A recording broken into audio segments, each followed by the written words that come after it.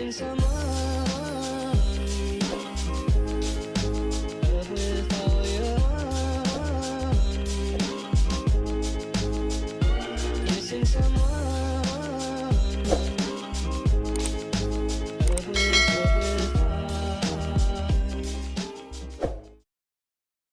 What's up guys, welcome back to my channel. My name is Lauren. I go by Locks by Lauren on Instagram, and today I'm going to show you a hair transformation of a returning client and what I typically do to make them lighter. This is probably going to be her third session with me, and before that we were kind of keeping it kind of this tone and dimensional, but today she's wanting to go a little bit blonder, more solid on the end. So I'm going to walk you through on how I like to brighten up my clients who are already looking like an ashy blonde into a more solid and brighter blonde. Now, the last time that I did my client's hair, we had done a partial, so today we're going to be doing a full balayage, and we're going to be brightening everything up and just mostly picking out all of the dark just to create that effect that she feels a lot lighter. So since I'm starting in the back here and we haven't done a full in a while, you can see how long her roots are in the back.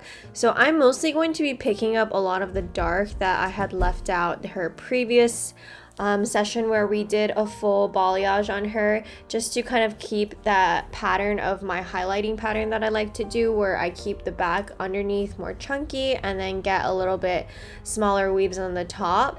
And this way it just makes it a lot easier for me to visually see and kind of go through next time when I re-highlight her hair and just see what needs to be picked up and highlighted that time. So I like to just keep my same highlighting pattern. You can see there the chunky weaves that I did last time. It's very easy for me to pick them out and just lighten everything, and I like to do this just to keep the hair very healthy. I don't like to overlap any pieces or try to prevent as much damage as you can when trying to go super light from such a naturally dark level. So the reason why I like to start in the back is just in case these foils do process a little bit quicker than the front, I'm able to rinse these back foils and then let the front process until they have reached the desired level. This is just to keep my client's hair healthy and just to make sure that everything is clean when I rinse out her foils.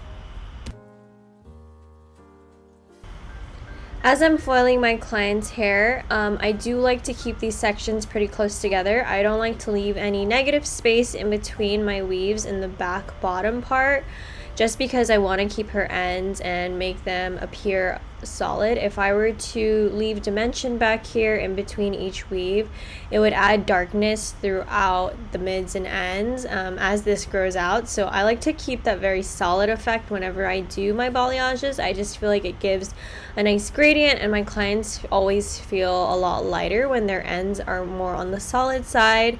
And she was also just wanting to go more blonder, and typically when a client wants to go a little bit lighter, it's because they want their ends a little bit more solid. So here, up until I get to the crown area, I will take these sections back to back and try to get them as light as possible, keeping the ends more on the solid side. So whenever I highlight or balayage my clients, I do like to bump my developer up as I remix. So for her, I did start with about 10 volume in the back, and then I bumped my way all the way up to about 25 volume in the front. And I like to do this because since the back it's going to be ready first, I'm able to wait until I'm fully done foiling. Again, this is just the way that I do it. You can do it however way works for you, but I feel like if I were to use the same developer, then maybe the back would be a little bit ready before I was done foiling her. So this is just to save time so I don't have to rinse out the back before the front is totally ready. So a lot of my clients will ask me when to come back in for touch-ups, and it's really kind of based off of what look they're going for. If they're wanting to be very bright and blonde, definitely would have to come back sooner, because the roots and leaving all this dimension makes it a little bit difficult to stay light and do these type of full colors all over again. If you want to maintain this type of blonde where it's very bright on the ends, I would say to come back in every 8 to 10 weeks. But if they're okay with keeping it a little bit more on the more dimensional side, I do have clients that come in every 3 or 4 months. It's really just what they're looking for and what they want to maintain. A lot of clients too, they want to be a little bit darker in the fall and winter and go a little bit blonder in the summer. So sometimes it changes and ranges on that as well. And it also ranges on how fast their roots grow. I have some clients that their hair doesn't grow very fast, so they can go a little bit longer in between appointments, and then some clients their hair grows super fast and they tend to feel like they need to come in a little bit sooner.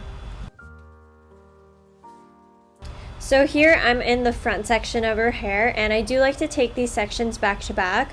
When I'm foiling her as well, I like to make sure that I'm picking up a piece from her hairline as I'm weaving her. This is just to keep the hairline nice and bright, and I don't like to leave any negative space here as well because this is right in front of her face. So I like to generally keep this part more on the solid side, and so I will pick out those dark pieces and try to keep this part very bright so that they feel like they have a lot of color.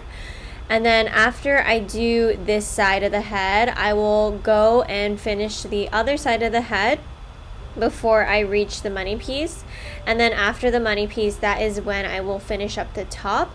And I like to go side by side on one side and then do the other side before moving on to the money piece, just so that they can process at the same time. Because if I were to finish one full side all together, sometimes it makes it a little harder for me to make everything a little bit more even and reach the same level. So it just makes it a bit easier for me when my client is processing if I do side by side and do it in sections like that.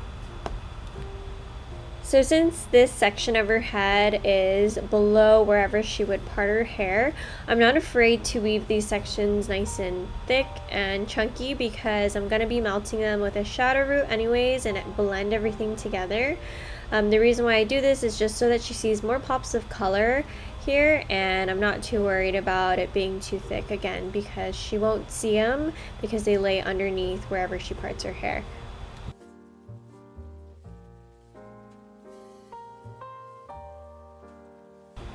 So as I get to the money piece here, I've already asked her in her consultation if she wanted the front to be bolder or lighter, and she told me that she just wanted it to look a little bit more natural and not so bold.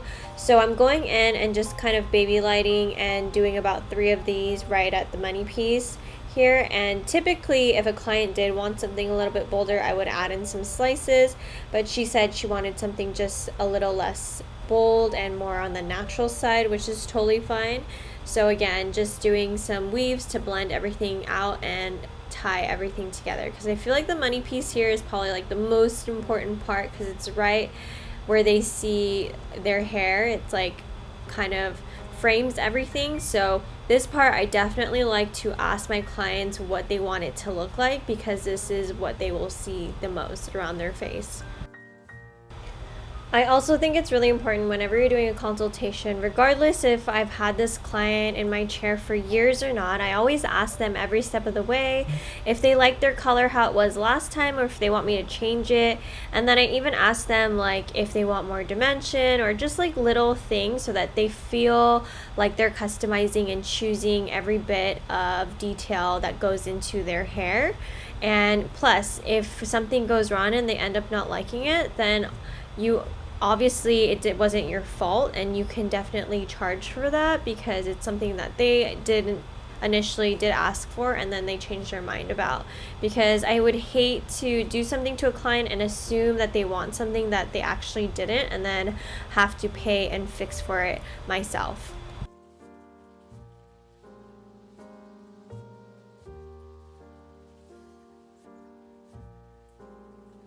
But yeah, if you guys want a video on how I do a very thorough consultation on new clients or even current clients, let me know. Because there's definitely a lot of questions that I ask my clients to make sure that I know exactly what they like, because I do get a lot of clients, like newer clients, that will send me pictures of like looks that look totally different, and it ends up being that they like little things from each picture, so you can create your own look depending on the little things that they like from each picture, if that makes sense. So it's like a whole process. I feel like consultation is super key to making your clients happy, and sometimes you might even bring up things that they wouldn't even think about, and they have to decide right on the spot. And it also just saves you in the end because you won't have to do too many fixes, and if they do change their mind or something isn't quite the way they like it, you've already explained to them in the consultation that this is what it was going to look like, and you've already addressed it. So at that point it's not your fault. But yeah, I always think that consultation is a really big thing to keeping your clients happy and setting up realistic expectations so that they come back and trust you with their hair.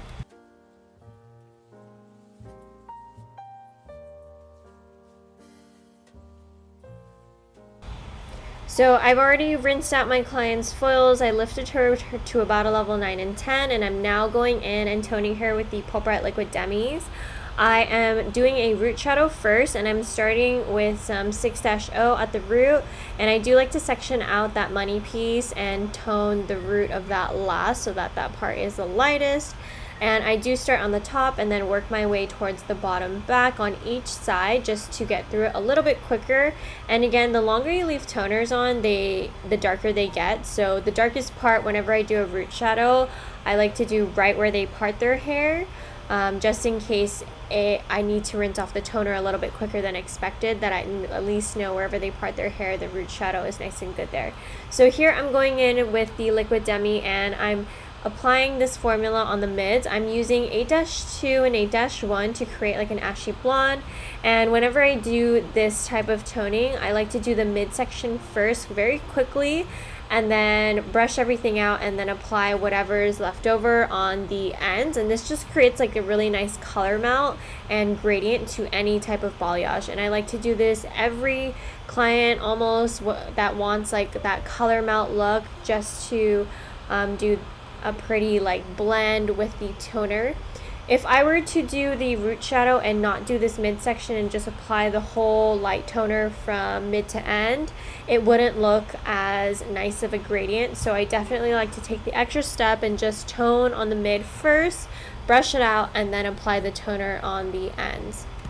And I'm telling you guys, doing this little extra step by adding the toner on the mids first makes a huge difference, because I used to just put the root shadow and then put the lighter formula on the whole mids and ends, and I really didn't love the way that that looked. I felt like sometimes some parts wouldn't get toned as quickly, because you have to think about it when you're doing a highlight or a balayage touch up like this. The warmest part and the rawest lift is where the root is, so you want the toner to be on there the longest to tone out as much warmth as possible, because when you're doing a touch up, the ends probably aren't as warm. And so when I was doing it before the other way around and just applying that lighter toner on the mids and ends right off the bat, I found that the ends were ready and the mid wasn't. So this just takes a little bit and is a little bit extra step, but it makes a huge difference on your color melting. Alrighty guys, so here is the finished look of my client's hair. You can see she is a lot brighter and blonder and more solid on the ends. But yeah, this is typically what I would do on a client who is coming in and I've done her hair before and she is wanting to go a bit lighter. This is typically how I would address a client who comes in for highlights or just a balayage retouch. But yeah, let me know in the comments if you learned something new or took away any of my tips from today's video. But as always, thank you guys so much for watching and tuning in to this week's video, and I will talk to you guys next week.